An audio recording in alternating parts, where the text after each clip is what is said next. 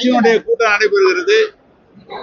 கட்சி சென்ற இடங்கள்லாம் கழக தோழர்கள் மிக சிறப்பாக உற்சாகமாக பணியாற்றி கொண்டிருக்கிறார்கள். நம்முடைய மாண்புமிகு கழக தலைவர் முதல்வர் சொல்வது போல 7வது முறையாக கழகத்தான் ஆட்சி அமைக்கும், அவர்தான் மீண்டும் முதலமைச்சராக வருகிற வரை நம்முடைய கழக தோழர் உற்சாகமாக எல்லாம் சொல்லி அரசு சார்பாக என்னென்ன காரியங்கள் செய்யப்பட வேண்டும் என்ற அதையும் சொல்லி இருக்கிறார்கள். அனைத்துமே குறித்து வைத்திருக்கிறேன்.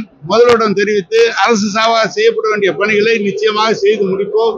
எனவே ஒரு பிறகு நல்ல உற்சாகத்தோடு கழக தோழர்கள் எங்களுக்கு உற்சாகத்தோடு சொன்னார்கள்.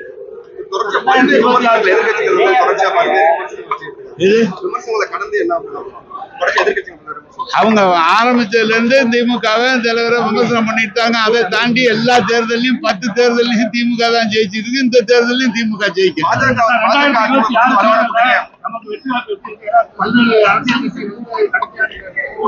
எல்லாம் சொல்றாங்க பொதுமக்கள் முழுமையாக தலைவருக்கு நம்முடைய தளபதி அவர்களுக்கு தான் ஆதரவு தெரிவிக்கிறார்கள். எந்த காலத்திலும் கழக தோழர்கள் உற்சாகமாக இருந்த நான் பார்த்ததில்லை. மிக சிறப்பாக உற்சாகமாக எங்களுக்கு உற்சாகம் மூட்டி இருக்கிறார்கள்.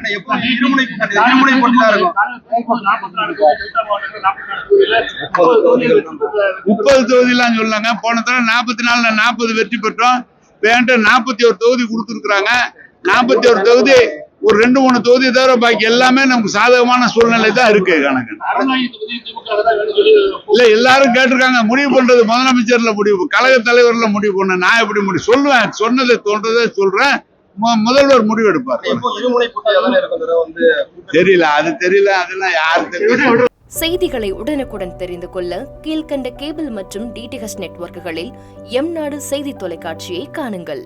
பாதகம் செய்பவரை கண்டால் நாம் பயம் கொள்ளலாகாது பாப்பா. மோதி மிதித்து விடு பாப்பா, அவர் முகத்தில் உமிழ்ந்து விடு பாப்பா. அண்மை செய்திகளை உடனுக்குடன் தெரிந்து கொள்ள இணைந்திருங்கள் எம்நாடு தொலைக்காட்சியுடன்.